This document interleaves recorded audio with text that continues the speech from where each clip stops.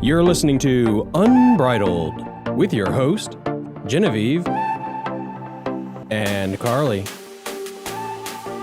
Welcome to Unbridled. Good morning, good afternoon, and good evening. This is Unbridled, and I'm your host, Genevieve. And I'm Carly. And today we have an exciting guest. We have Melissa Deal. Can you introduce yourself and your business? Hey there, I'm Melissa Deal, and we have a membership called Compassionate Horse Click, and we also do online lessons and all that good stuff. But the main point of what we do is we make horses happy, right? We make horses and people happy together, and we help your horse love saying yes to your requests. That's probably the biggest thing that we do for folks. So we're excited to be here. I'm so excited to learn more about what y'all do. I've been looking into it, and it has got to be the best thing I have seen in a very long time. Thank you. Where are you based out of? I am near Wilmington, North Carolina. So I'm in the Southeast. Cool. I'm about an hour and a half from Raleigh, which is where most of the big horse shows are here. Mm-hmm. So, and you do online. Does that mean people can like interact with you, upload videos of themselves working with their horses, or what is like your format? We have a couple different things. So one thing that we have is we have a community, because usually positive reinforcement people tend to feel a little isolated, because often they're in a conventional barn where people are saying, oh, you're spoiling your horse, or you're too easy on them, or, whatever. And so they really enjoy being in a community of like-minded people. So we have that online, and they get to post all the videos and questions they want. We have meetings, we have guest speakers and coaching calls. So that's part of it. And then we also have an online actual course that goes with it, where it's step by step, right? Like, it's not like, here's a whole bunch of video libraries, go for it. It's like, here's where we start. This is why we do what we do. And it takes you like step by step. So there's lots of personal interaction. We keep it a small group at a time. And then I also do one-on-one, which is what you're talking about, one-on-one online coaching sessions or lessons. And that can be a couple different formats. Some people just want to call and ask me 50 questions, which is fine. Most of the people come on Zoom and they bring pre-recorded videos. But some people want to do it live, right? So we can do most of the people do a lot of pre-recorded videos, and we'll do some combination, right? So maybe this week they do pre-recorded, and next week they'll do live, where they're actually setting up their phone and I'm talking to them and I'm watching them and helping them as they go. So it really depends on what their flavor, what they prefer. No, that's so exciting. And I know when we were talking last night, was it last night? It may have been the night before. It's been a week. We were kind of, yeah, I know, right? When you work like the full-time job and it starts to add up quick. But we were kind of talking about an introduction to the sport of mounted games, which is what we tend to focus in.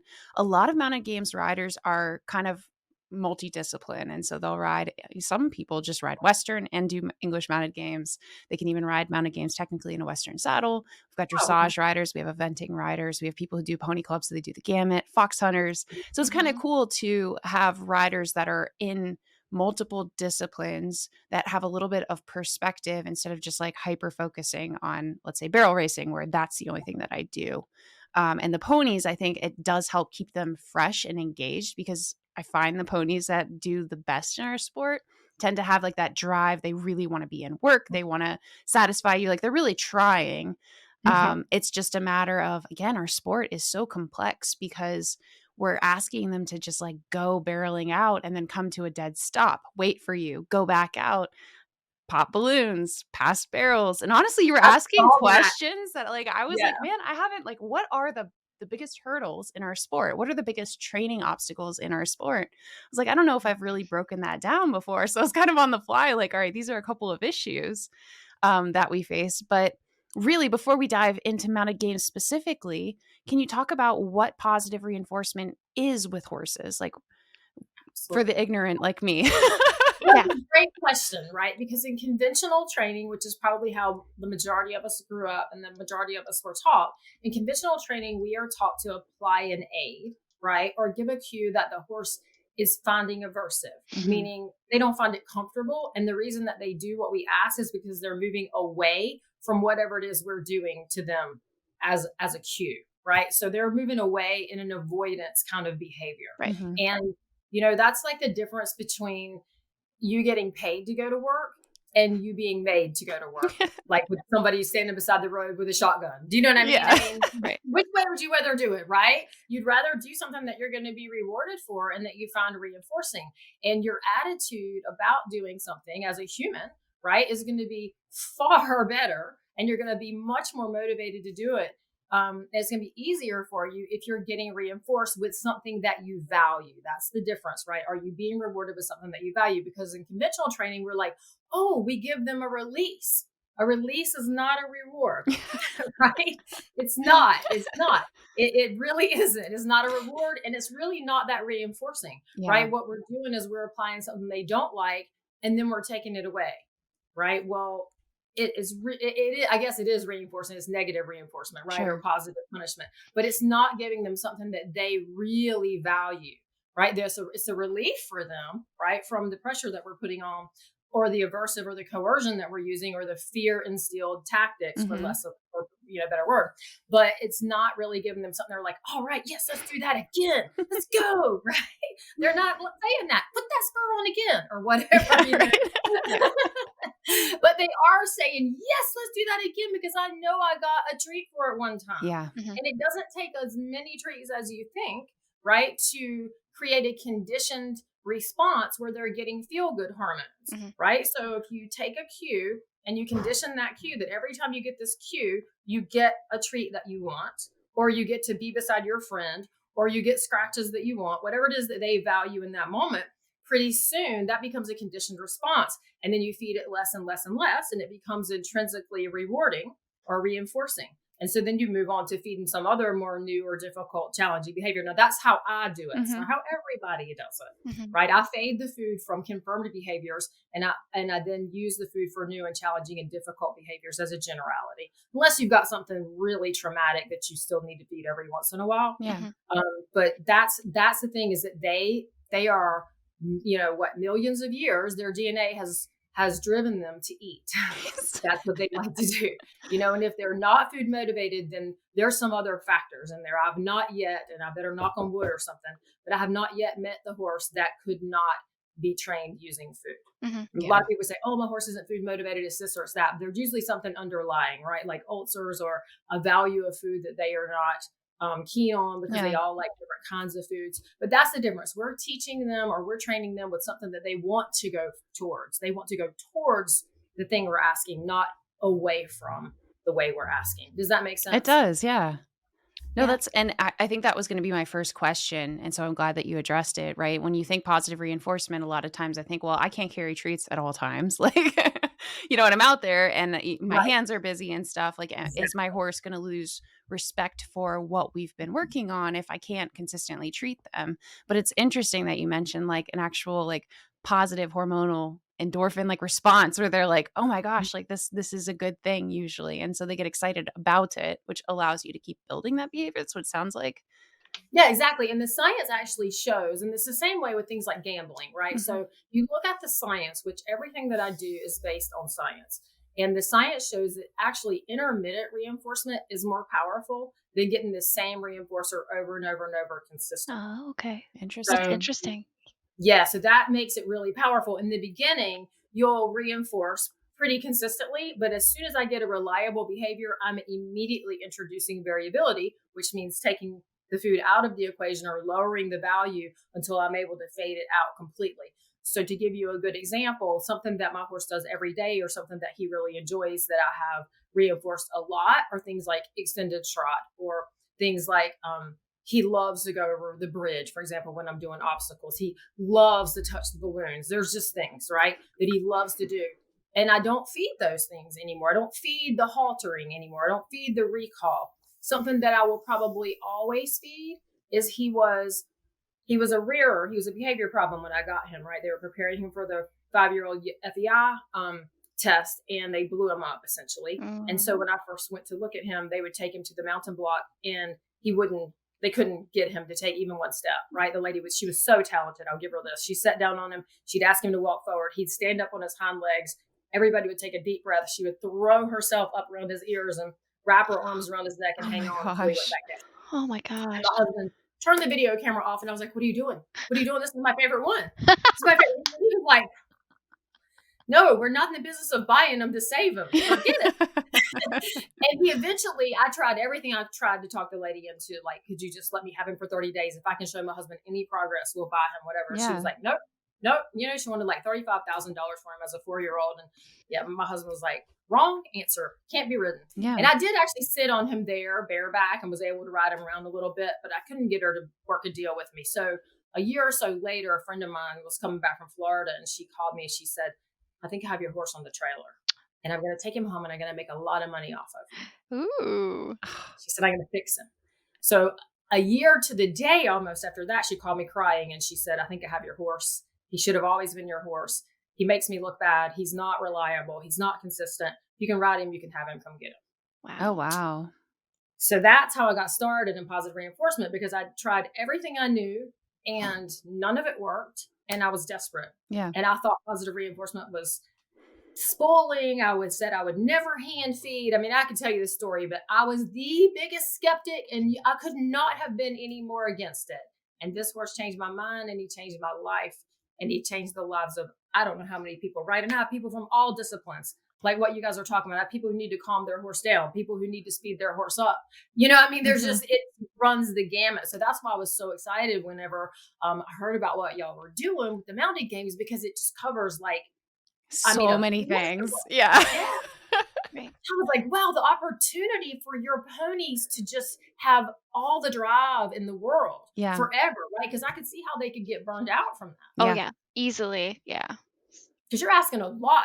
I mean, it looks fun for the human, right? But it's not every pony that's going to find that fun. I'm sure some do, right? Yeah. Right. Just naturally. Right. I think all the ponies we have in the sport right now do, and some ponies don't make it, obviously, and they're like, we decide later on, okay, this is not the sport for you, and we let the pony decide, obviously. But yeah, I think all of our ponies are just they're so intelligent and they're looking for something new, and all of that like exposure to them and all the stimulation going on is like what pushes them, and you can totally tell they get competitive, they want to race everybody, and it was so cool. Awesome watching it. I was watching the weight shifts and I was like, oh wow. Yeah. The thing that I think probably, and then talking to Genevieve and also a couple of other people, I just had a lady at one of my obstacle clinics this weekend who's wanting to start mounted games. And, you know, a few things that you guys are doing, well, not a few things. It sounds like using the voice. I use the voice a ton. Right. Yes. And so before I ever put on the first leg aid, the first seat aid, I've got all the voice cues going from the ground.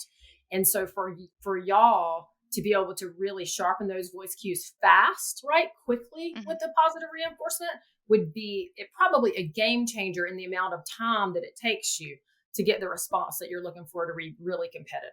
No, that's so, and you know, actually it's really funny. So I've brought up a lot of ponies into our sport. And everyone who's listening to the podcast are like, Genevieve, just keep saying it. But it's like over 70 ponies over the years that a lot of them are pulled from slaughter auctions. And then I've reworked them and repurposed them. And very often they do gravitate towards games, because a lot of ponies that flunk out of other disciplines, it wires them enough and it works with their mind enough that they get really into it. Like a pony that maybe isn't good for a little kid that could have a small adult, you know, piloting it. And I've worked a lot of horses that have gone into games and they're up and down the different regions. And one of my friends was like, you know, I didn't know that this one horse that you had started years ago, his name was Pepper. And they were like, you know, I was riding him and I was really struggling with things. And then someone was like, Genevieve always used voice commands. And she did. And she's like instantly like, you know, he's got the turn and he put on the brakes. And she's like, oh, wow. I never realized that you guys, you know, used them so heavily. And so I don't know why our family, we just sort of always did. I don't think it was even intentional, just be more vocal. Because to me, it's just another one of your aids. And a lot of people, it's lost. And I think it's almost beaten out of you in certain disciplines, like dressage, never say anything. Like you can't even breathe wrong. And so they come into games and then they're riding and they're almost missing like this huge thing that can help draw the horse back and keep the attention and kind of bond with you while you're out there on a field with 40 other horses. Yes. So yes, and that's why I was so surprised, because obviously coming from a competitive background of the dressage, right? I didn't realize that you guys could use your voice. Yeah. So when you told me that, because when I work with the upper level riders, I'm working a lot with their weight, with their breath, right? And things like that, because they can't talk. But since you can use your voice, I mean, the sky is the limit. Right. And I was watching as you guys were getting the check or the hesitate, you know, I was watching some of the races and I was like, oh my gosh, like That is so, I shouldn't say easy, but it's true. That is so easy to put on verbal cue, or to put on your weight cue and stuff when you're Yep. using positive reinforcement. And like you said earlier, I just want to make sure that because I think this is a huge misconception in the industry. We do not walk around with the clicker and the food and all the things. Like, you cannot go in the ring with that stuff, right? It's just not how it is. So just as it is for you now, right? It's the training at home Yeah. and the process and the foundation that you're building at home that gives you the results and the effectiveness that you're looking for in the competition. And it's the same way, but what it's giving you is almost like a little bit of a secret weapon. Yeah. Right? Yeah. Because they are driven by Mother Nature to do stuff for reinforcement. Yeah, no, I've never thought about putting structures around it, and I feel like it's kind of foolish. And again, I feel like it's more ignorance because you're like, are people intentionally just not doing positive reinforcement out there and building up their ponies? And I think there's a lack of understanding, or like you said, there is kind of like a negative preconception about it. But I think there really hasn't been, at least in my case, parameters put in place. Like, I haven't seen it as a training model or as ways of building like that foundation. But when you're explaining it, I'm like, oh, this is really interesting. There's so many things I can think of with my horse. I'm like, well, maybe if we introduce that, we could get but there a you're little using faster. food already, right? You're using it. You're just not using it in a super structured Exactly. way. Right? Yep. Correct. Yep. Yes. Yeah. Yeah. And Definitely. a lot of ponies, that's the thing. We're in a pony sport. So ponies and Oh, food, yeah. like, they are totally Right. commingled. But I tell you what, I just took a Chincoteague pony who was sent to me, and the parents were like, he is so lazy. He is never going to be able to be ridden. He doesn't like to work. He this, he that. I mean, and when I first got him, he would just plant. Like, you would lead him and he'd be like, oh, I'm just planting. I'm not Done. going anywhere away from the grass. Nope. Away from the barn where the food. Nope. And now my biggest challenge is slowing him down. Oh, wow. He's like, if I thought I was going to get food, I would run 100 miles at warp speed if that's what you want, if there's food at the end, right? Or if there was food at the end yesterday and it might be there 100 days from now, Right. I mean, because the ponies are the best for the food, because they're so food motivated, right? Yep. So they're willing to work for not a whole lot. And once that neural groove is formed, right, it's there. And then you just use the word that you want to use to trigger the hormonal cascade that brings the good feeling that reinforces. Because it's really the seeking, and I know that you know this from what you guys are doing, right? It's the seeking that they enjoy. Mm-hmm. It's the seeking that actually starts the hormonal cascade. It's not the consummation of the food, right? It's not the eating of the food. It's the process of seeking or doing the thing that could lead to the food reinforcer.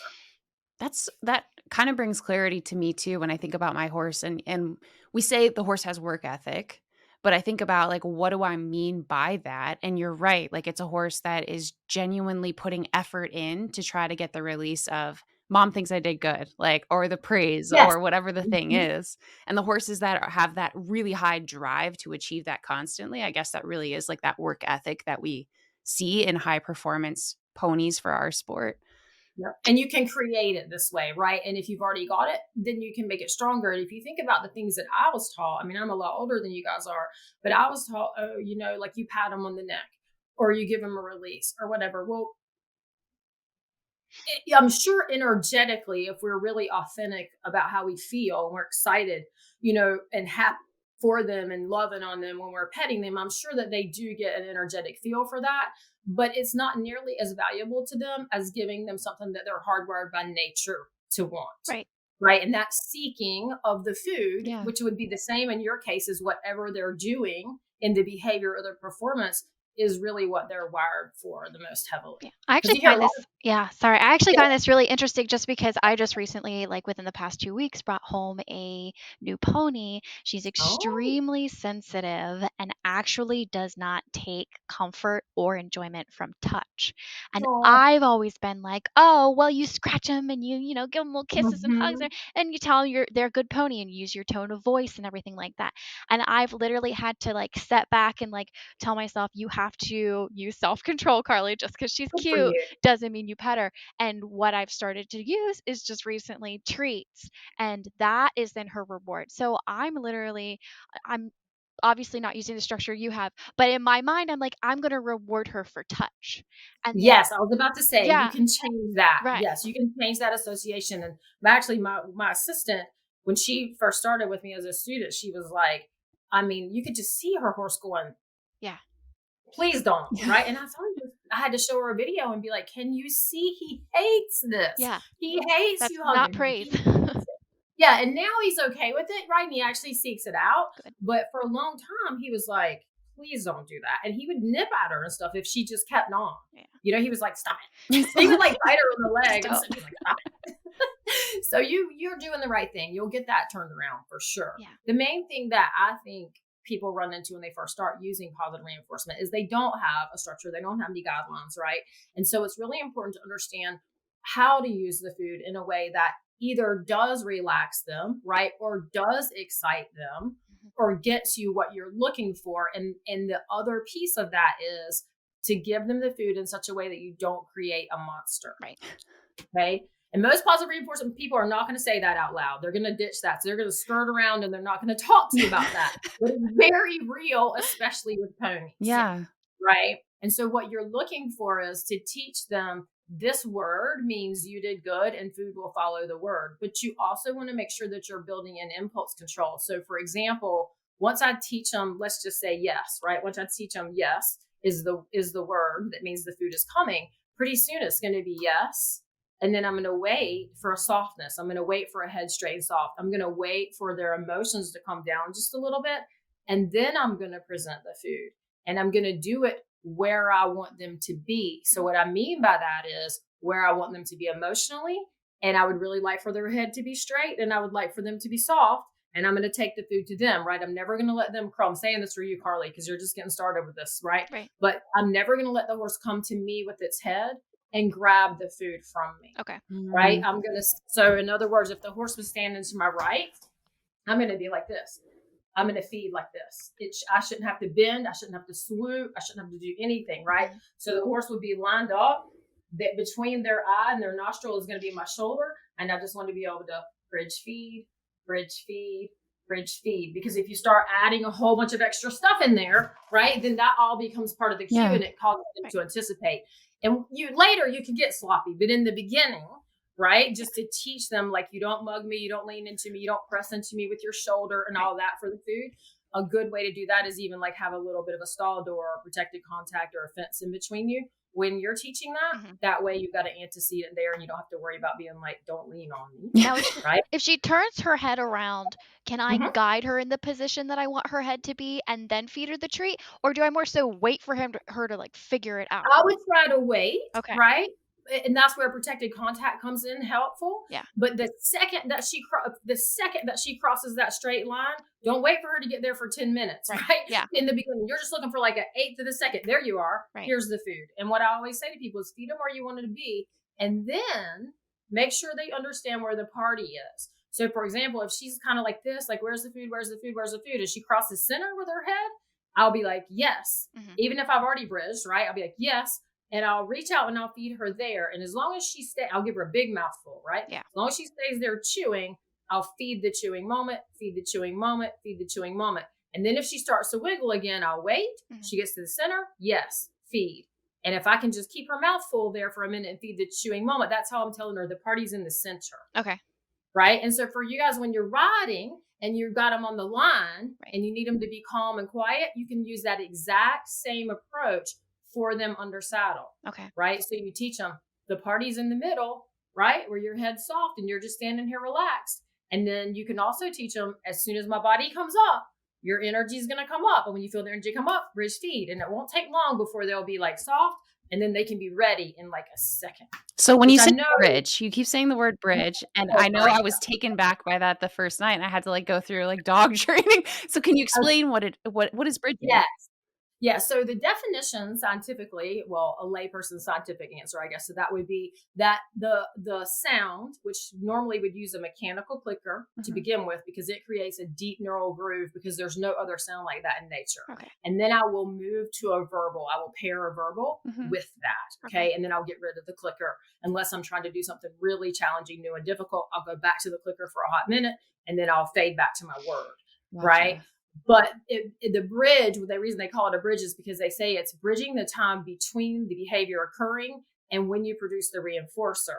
It's called a marker in a dog. Okay. Right? Yeah. They mark it. But Dr. Jesus Gonzalez Ruiz, who's kind of on the bleeding edge of all this, he says, forget all that, right? He's like, call it a response definer.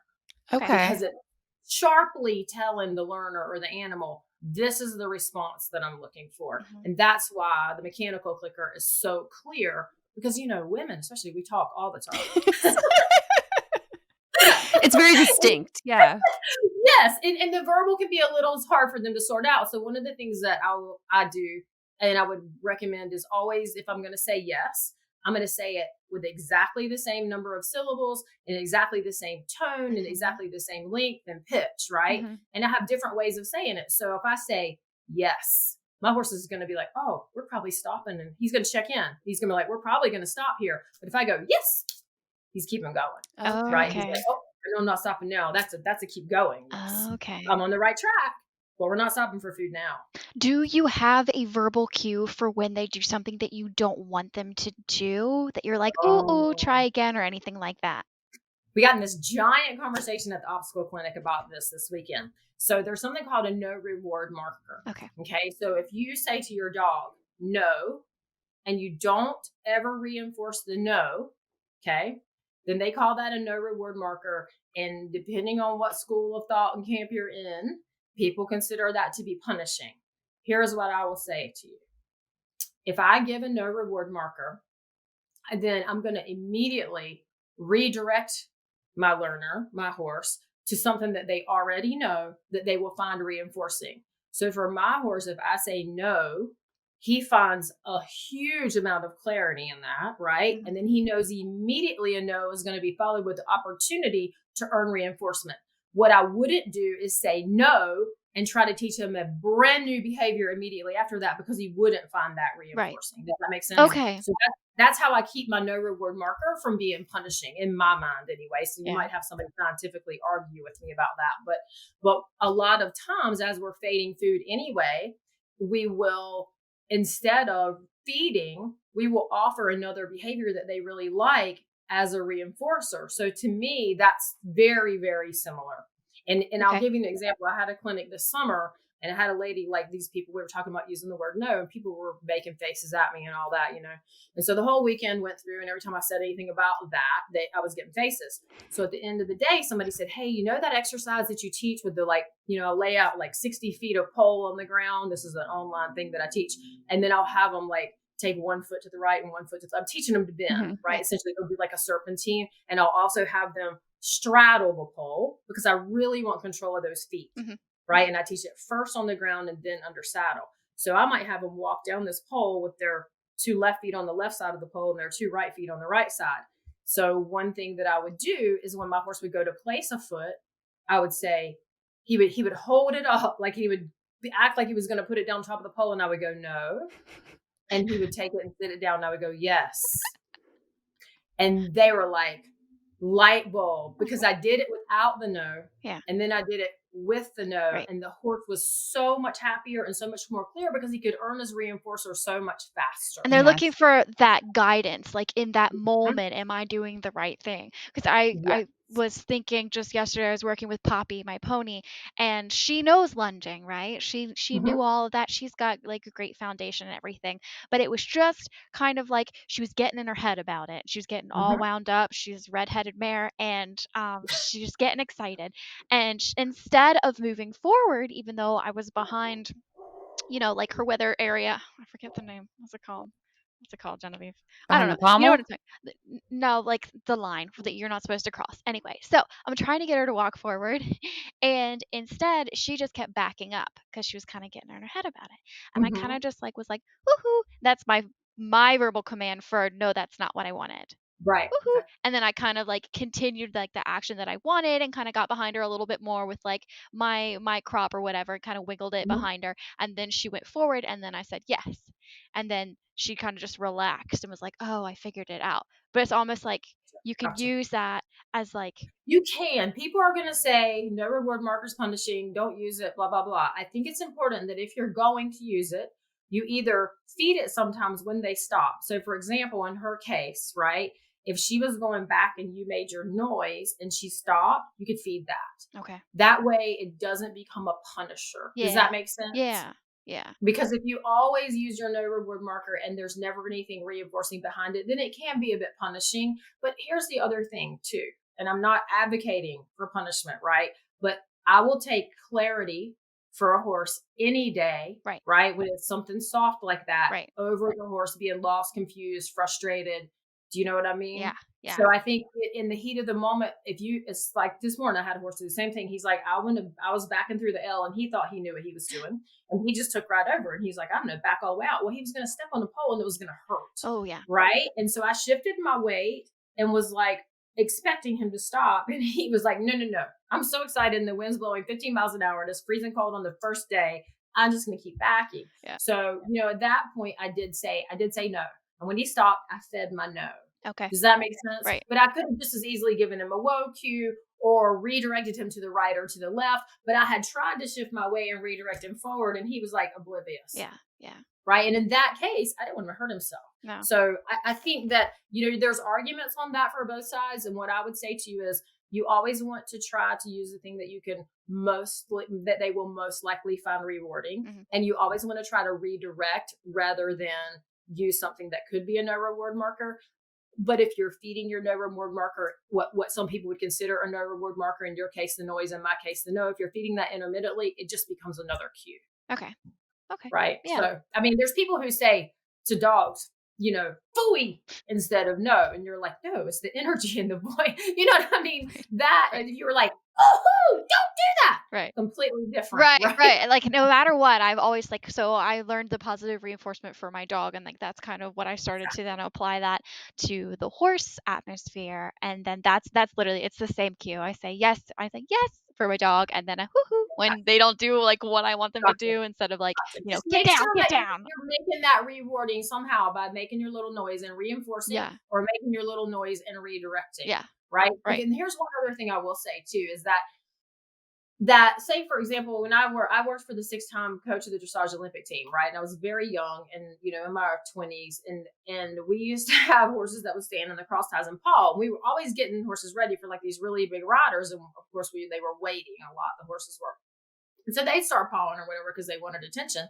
And we would say, stop, no, and we'd clap our hands at them or throw a brush down the aisleway to get their attention. And they would keep doing it. And it never worked. Why? Because we were giving them attention and that was all they wanted.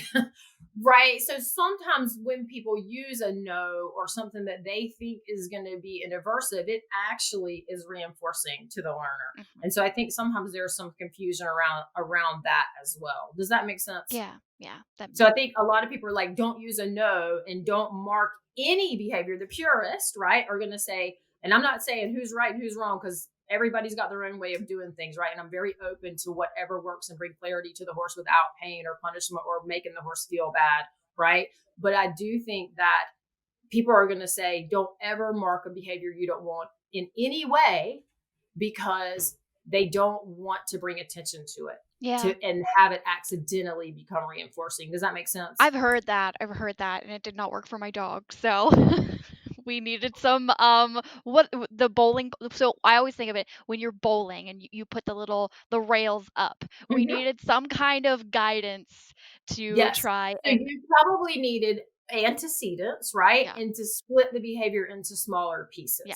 Because what I find whenever I am wanting to use something like, what am I going to say? When I am tempted to use negative reinforcement or punishment, right? Which with my background, it pops up every once in a while because it's just the easiest way. I'm very good at it, right? I'm super effective with it. And so for example, I took my horse out and we did the obstacles the other day and he had so much fun. He doesn't get to do things very often because I'm always working. And he was like, I don't want to leave the obstacles. Aww. And I was like, I need you to leave, buddy. Right. And he was like, no. And I wanted to be like, look, after about 5 times, I was like, I really wanted to kind of be like, get up here. I wanted to swing my rope at him a little bit. And I'm just be honest. I wanted to swing my rope and be like, get up to the barn. We can't be here all night. And I didn't. I used positive reinforcement and I got him in, and it took me longer. And I thought, was that really necessary? Because that horse, I could have lifted my hand at him with the rope, and the trust would not have been destroyed. Right. Do you know what I mean? Like, he would have been like, I know you've already asked me 5 times, so I know, big deal. And you kind of might have pouted, but he wouldn't have been destroyed. Yeah. But the thing is that as a trainer, there was a better way, right? I had to challenge myself. Was I going to take the time? Was I going to take the effort and the trouble to think through how was I going to get him to go up there without using punishment or without using negative reinforcement? And I just had to split it more, right? Like, I had to say to him, how about we walk up to that thing and you target it and I'll bridge you there. And I didn't have any more food either, right? So it wasn't that he was staying on the obstacles for the food because I didn't have any more. He just had a really good time doing it and positive reinforcement intrinsically. Yeah. Right. And so I think that is very tempting a lot of times for us to be like, well, I'll just fall back into the thing that we already know how to do. Right. And you will, all of us do. It's not wrong, right? It's just human nature. The more you do it and the more you see how powerful the positive reinforcement is, the more you'll think of ways to be able to do it without using an overword marker or things like that. I was going to say, this is so interesting too, because in our sport, you're not allowed to strike the pony at all. Like, no physical, like you can use your heel and you can only use it to a certain measure. Otherwise it's considered rough riding. Wow. And that's also like, so they're very, very strict. Yeah. You can't hit your horse from the ground. You can't even like pick up sand and throw it at the horse. Like, you cannot do anything like that. And you obviously can't use whips, can't use spurs. Like, so it's great, except when the pony realizes that at home they can use a crop, let's say, as an aid, and then they get into the competition. And when the pony decides to sour or act up, you have ponies that end up being very naughty at competition that won't be naughty anywhere else. If I know they can get away with it. You're so smart. Exactly. So smart. Particularly with what we call souring at the line or getting bulky at the line, where that start line for games, the pony will be like, oh, well, horse is coming in and out, or I know that this is the lane where the pack stays and I don't want to cross like that line. I know that's the line and I will not cross it. Like, they'll go up to it and they will just stop and be planted. And because our sport doesn't allow any additional reinforcement or negative reinforcement, right? People end up kind of like up a creek where they're like, well, I guess the pony can't do this sport anymore. And what else would they be good for if they're, let's say a really hot pony, right? So this is like such a neat facet of training that I think could be more explored in our sport, because now we're saying, well, you don't have to have the negative reinforcement. It's good that we don't have that in our sport, but you have another aid that you can use. Just bring your positive reinforcement. Bring those tricks on the field. Look just like a traditional aid, right? You'll teach them to come off the line, off of the lift of the seat and the touch of the leg, just in the energy that you're going to bring up in your body, and it will look exactly like a conventional aid. The thing is that they will know that they left that line 100 times and they've gotten fed for it, right? And so, the next 25 or whatever, they're like, I'm ready. Do you know what I mean? Yeah. And I think that could be super powerful, as well as using it for all your voice cues and your checks and all that stuff. I mean, it just opens up a whole nother level of drive. And here's the other thing that people don't talk about or don't understand, I think, a lot. And that is, you're organically, even if all you're doing is using positive reinforcement at home on the ground, you are organically strengthening the bond, right? And so you're automatically teaching that horse to seek, and they want to please you more and more and more from what you're doing at home organically on the ground, right? Even if you haven't used it under saddle, and what happens is that every facet of your communication becomes so much more clear, because in order to be able to have a good timing with your marker or your bridge or your spot definer, whatever you're using, your word, in order to have super good timing so that the pony really understands, you become a master at observing that pony's communication, the way its body language, the way it's holding itself, its energy, feeling it. But here's the thing, it also becomes a master of observing and understanding you. So because it's looking for that response. So it's waiting to hit that trigger. That's so interesting. And everything you do is going to sharpen. Even the things that you don't try to sharpen are going to get sharper. So I guess one of the, I can think of like a pushback that you might get is, okay, my pony's souring at the line. So I want my pony to go. How am I going to integrate feeding as a positive response when that's going to require me to stop? Oh, that's so good. So as a this is our farm jacket that I have on now. And so as a dressage rider, you would believe the resistance I run into, right? Because people want to teach. One of the biggest places we run into it is the canter leads, because we want to be able to do tempies changes in the ones, right, all the way across the line. And so when people start to teach their horse to canter, the last thing that they want to do is stop to feed it. Yeah. Okay. And it makes sense to the human brain, but here's the thing: is that when you ask the pony to canter, if you immediately mark and feed that a few times, and then very quickly, again, I'm going to use the word reliable here. As soon as that becomes a reliable cue, you very quickly move to 2 or 3 strides bridge feed or click feed, 4 or 5, 6, 7 strides click feed. And so you don't get stuck on the 1 stride stop. And it would be very similar with leaving the line, right? You would ask for them to go. And if they leaned or thought forward, you'd be like, click feed, right? And then pretty soon you're going to wait just a half a second longer, and they're going to take a whole step, click feed. And you would even probably build it at the walk if they were naive to the line, right? But if they're used to cantering off the line or whatever, that wouldn't be the case.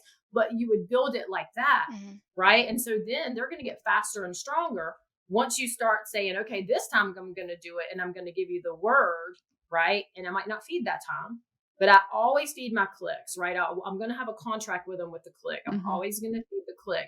It's the words that I start to say, okay, we might not get fed every time with the word once they learn the word, right? Because that's kind of unfair, I think, to be like, the click is so strong, that needs to always mean the food, right? And when I start fading the food from the word, even, I'm going to go to a lower and lower value food. And here's another thing to know for you guys too, is that if you want to calm your horse down, you want to use low value food, high volume, right? So, I mean, like, here's a double handful, calm down, right? Like when you're teaching them head straight and soft. But if you want them to go and you want to motivate them, then you're going to use something super small, high value that goes away quick. And the highest value thing I can think of is a sugar cube, right? Because they take it and it's gone. It melts. Yeah.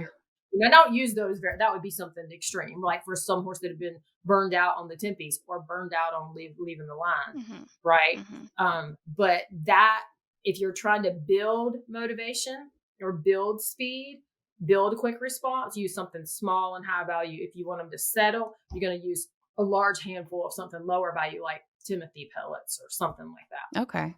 So can you use positive reinforcement then for, and I guess as a dressage rider, but even I'm thinking about when we started breaking down like Hero's issues, Carly, where for me, seasons past, we've really gotten past a lot of it this year. And actually I did start introducing some feed, which was interesting, but he was a slaughter rescue. I got him like 9 years ago. He's my leopard Appaloosa gelding, so wildly intelligent, and has like just this really strong work ethic, but he really had trauma about people getting on and off of him. And he always kind of has, and he hates his mane being pulled, which is one of the, typically you grab mane, you grab the saddle and you vault. And so very quickly, when we were learning to vault a couple years ago, he just instantly was like, this is a negative thing. You get off and you're going to either touch the stirrup, which is a bad thing, or you're going to grab my mane, which is a bad thing. Right. And so for me, it was, I'd jump off, and as I reapproach to do something, he'd just shoot backwards, shoot sideways, just like really, really. And then he felt like he did something bad and failed me. And so then his mind was just like blown. He's shut down. Yeah, just complete shutdown. And he was such an intelligent horse that it's like, there's got to be a way that we can work past this. And I was talking with my friend who's a trainer, and she's like, well, have you really made a concerted effort and just worked that thing and broken it down to the components of what the issues are? Yeah. And I was like, I really haven't done it, like gone out every day. And that was my goal. And so this year, like we were just like, all right, 20 minutes every single day. I don't care. We're going to do a thing towards getting better. And he has come like around so far. He lets me get on. I went to using a neck strap, so now I don't touch his mane. Oh, good job. And he realized like, oh, okay. As soon as that sort of like broke in his mind, he's like, you're no longer going to be touching the thing that I hate. And it actually almost helps to encourage him to kind of wrap around, which helps with a lot of the stuff we do.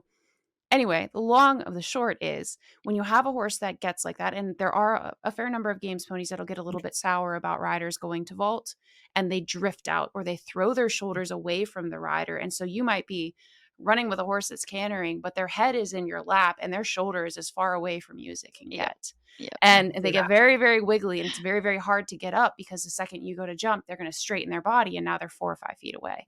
And so breaking it down, can you use positive reinforcement to say, okay, shoulders, straightness, like things of that nature? Can you even get to that level of clarity? Do you feel like it's beneficial? Yes, and I actually gave this some thought because I was watching the videos. I know you had mentioned this to me the other night. And so if I was going to go about doing this, I'm just going to lay out a little plan, right? I would probably start with my horse with an antecedent. So what I mean by that is I would have a pole on the right hand side of the horse, or I would put them up against a fence. I would leave them a place to leave, right? I would leave them a place where they could go forward or they could go backward or whatever. But I would set up that antecedent and I would start with the simplest thing, right? Like, could I just walk towards you and maybe not at the shoulder, right? Maybe at the head. And if they stood there, maybe I only took 4 steps. Maybe I didn't make it all the way, right? It might be like, okay, bridge feed. And when I say feed might be I threw the food on the ground. I threw the food in a bucket hooked on the fence. I had somebody else walk up and feed them, right? So that they got that approach. And then I would get where I could walk. Maybe let's say we start at their head because they're super shy already about the wither. And I would get it where I could walk to their head, and I would get it where I could walk to their head quickly. And then I'd take it completely separate and be like, okay, I'm already here feeding the chewing moment or whatever. You're relaxed. And then I might pick one foot up, put it down.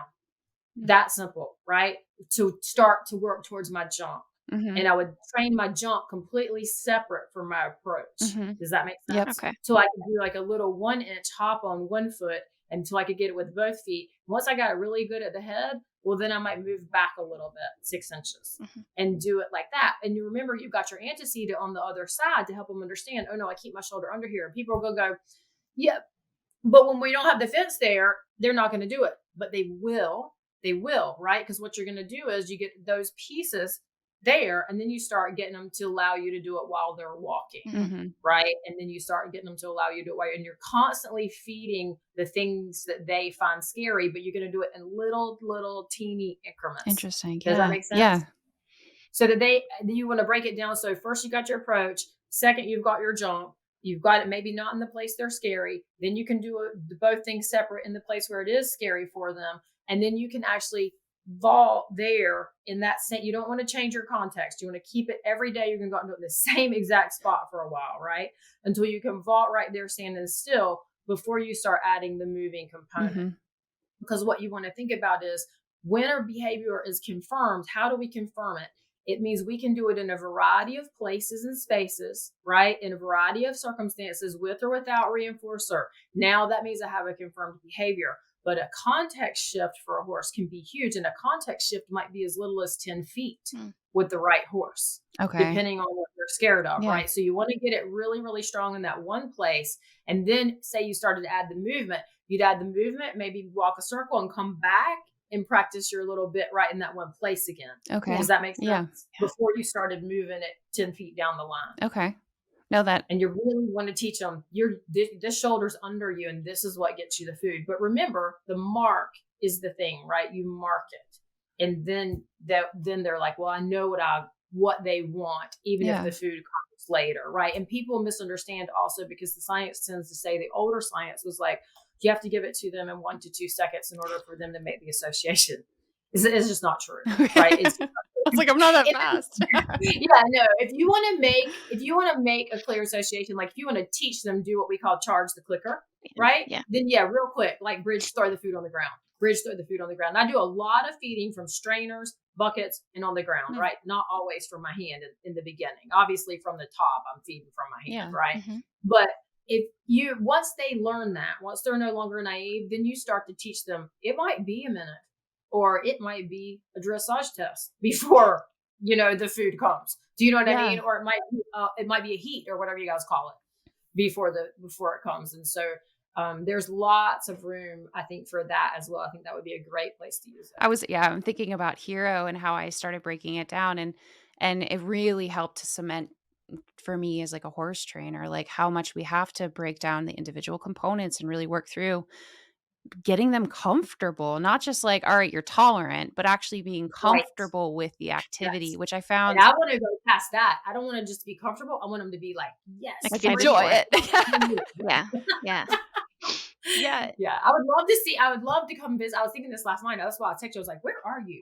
Because I would love to come see what you guys do. We're in Northern Virginia / the Maryland. So we're right at that like That's not far. Yeah, it's not too bad. And we do we just had last weekend a competition down towards Harrisonburg Virginia. Okay. So Mm. there are opportunities where it maybe is a little bit closer. There's a lot more kind of Yeah. epicenter in this area. So you're going to have more riders. There's more pony clubbers, people doing it.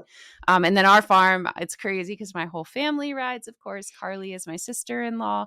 My mother rides. Okay. Both of my brothers ride. And then both of their wives also compete. So it's a big clan of games riders here. That is so fun. And what it sounds like to me too that you guys are taking out. Where'd you get your pony from, Carly, that you just got? So technically she was from Tennessee, but we met in the middle and picked her up in Roanoke, wasn't it? Mm-hmm. Yeah. Yeah. Yep. So it sounds like that you're taking some ponies though that may not have a great life otherwise. Oh, for sure. And giving them a whole new lease on life. Oh So yeah. that's I mean I find that's what a lot of people in the games community, that's where they got their ponies. Was Yeah. basically for nobody else wanted them. Nobody else could handle them. They were too hot. They weren't a kid's pony, you know. They had a horrible string of events and eventually they find themselves in a games family and they just thrive off the games experience. Well, That's yeah. amazing, and the skill that you have, right? That you guys are athletes. Like I've watched enough of your stuff over the past couple of days. It's phenomenal, and probably some of the best riding I have seen. Oh, thank Like you. it was really phenomenal, and so I mean, my hat's off to y'all because that takes a lot of time, a lot of skill, a lot of patience, a lot of efforts. And if your pony hates you, you're not going to be doing It's it. so true. You know, so I know you're doing a good job, right? Or they wouldn't be out there doing what they're doing. Right. It's Right. so important that you trust the pony that you're on too. Like we Mhm. all have to have like such close bonds with our mounts. That otherwise there's no way we're going to be able to lean down at speed, pick something up I off a know it. cone or the ground even Mhm. or whatever. You just have to be able to trust that your horse is going to take care of you at the end of the day. So that's just And I was so impressed. And that was so clear when I saw that. It was so yeah. clear the bond, and it was so clear the level of communication. And if you guys are getting that without using the positive reinforcement, I cannot even imagine. Because I have a lot of people say, also when they come to me, I say, what is it that you want? Right? Give me your magic wand wish. And most of them will say something to the effect of, I want to be able to do a variety of things with my pony. I want to be able to take it out and do things with my friends and by myself. And they will say, and I want to feel like we're taking care of each other. Yeah. That's such a It's good huge. thought. Yeah. And you're right. Like a lot of the ponies that come into the sport are kind of repurposed or salvaged, I guess is probably a better word, because you think about in mounted games, for the most part, you want a pony that's under 15 hands. Depending on your height, it can go all the way down to like 10 hands for someone who's Oh, really wow. petite to I'm really tall. I'm like 6 foot, almost 6'2". Like I'm just under there. And my pony being 14 hands, super stocky brick house. Like he's the smallest I could probably He's a go. beast. He's a beast. He's powerful, foundation happy type. But because he's that, like you think about a 14.0 hand pony who's built like a brick house, has a massive engine, has a like a high drive, high intelligence. What other sports would he really excel in if he has any issues? And like maybe even barrels, they want bigger horses. You think hunter jumpers, and they still like it's so hard to find that niche where a pony that maybe doesn't fit into the conventional disciplines for a child, because you're not allowed to ride at 6 feet tall. You're really not allowed to ride a 14 hand pony and anything else. Right. It's like this place that they just fall into. And it's like, but with that, and every person I've talked, even last weekend, I was talking to Jenny and she was like, every pony I get, it's like, as I start to unpack it, I see all this baggage because the ponies come from kind of a discipline where they were discarded. Very often by the end of that relationship, it gets very, very negative.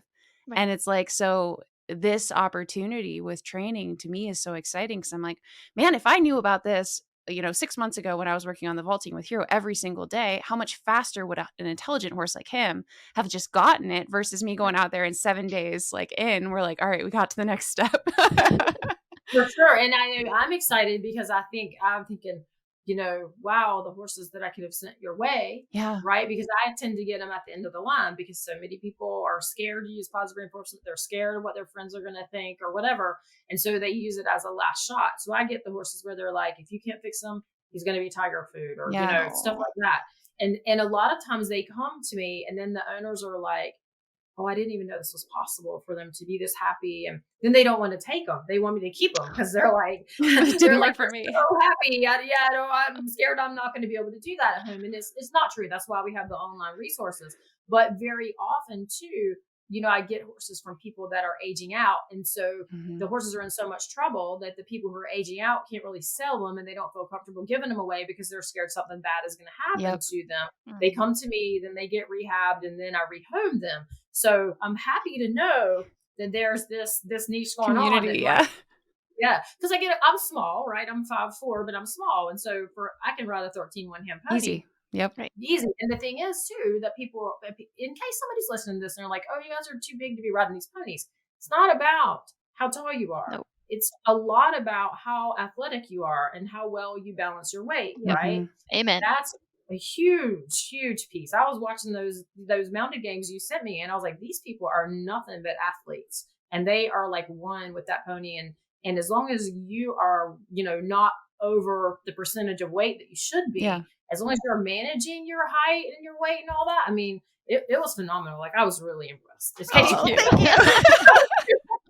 And you're so right. Like, because I am so tall, and I do train some ponies that are a little bit more petite. Like, I wouldn't make that my competition pony, but you can still infuse some. And you kind of realize like how I was training this pony that she's like 13.2 on the dot, but more petite build and very compact front to back. No way I'd ever compete her because I'm so tall in the torso. Mhm. But the whole time I was riding her, I was like, man, it just keeps reinforcing how much I need to stay centered, how balanced I need to be, how upright we need to be as we ride. In our sport, you have to be very cognizant of it because you can kind of creep up the neck and stuff.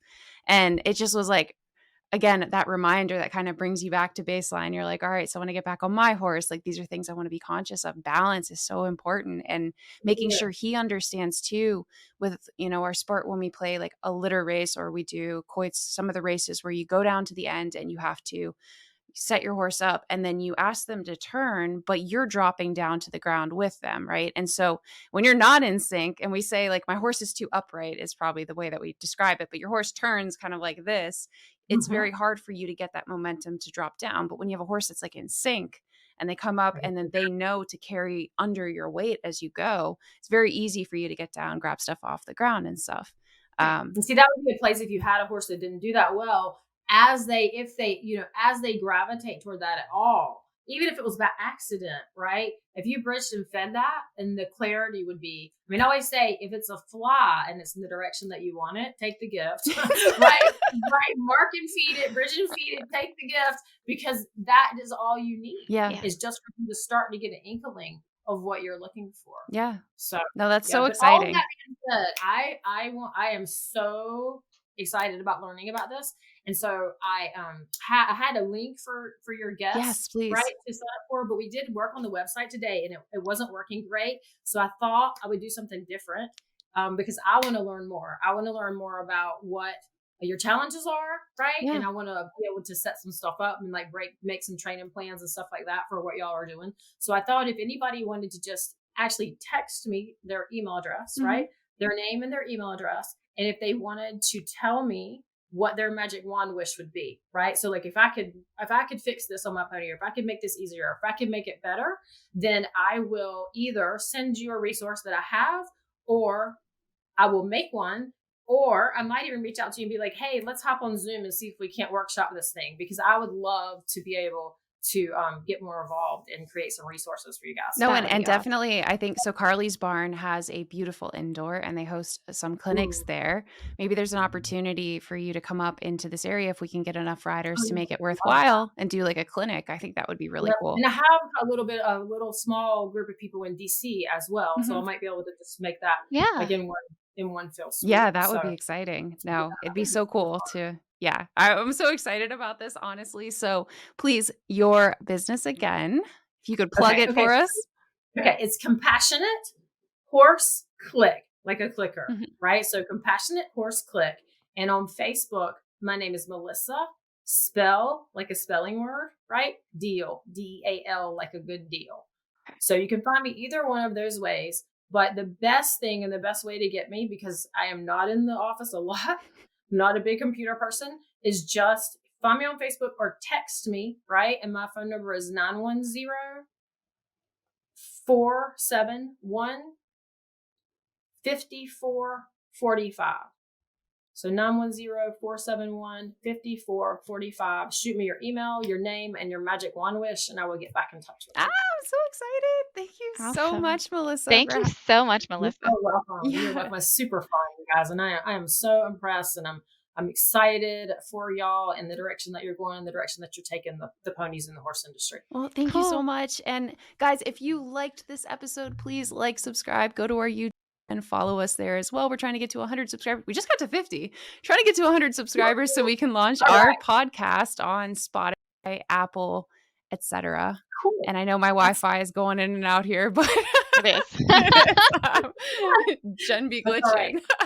But Well, thank you so much for the opportunity to chat. I really appreciate it. I've enjoyed it so much. Absolutely. And we'll Thank definitely you. have to have you back because this was so much fun. I'm so Sounds excited. great. All right. Take care, you Bye, guys. guys. You're listening to Unbridled with your host, Genevieve and Carly. Welcome to Unbridled.